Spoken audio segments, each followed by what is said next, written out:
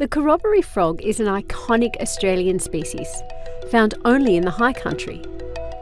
Known as Gaiac to the Walgaloo and Wiradjuri people, this frog is a totem species.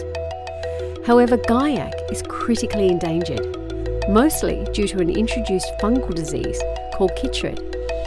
Its extinction has been prevented by a captive breeding and reintroduction program involving zoos, national and state governments, and traditional owners.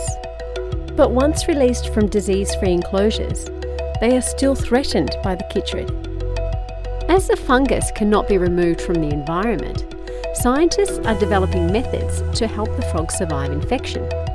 One potential solution is editing the frog's DNA to make them more resistant to the fungal disease.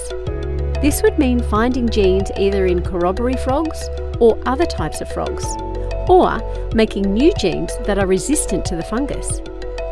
These genes can then be put into the DNA of Corroboree frog embryos.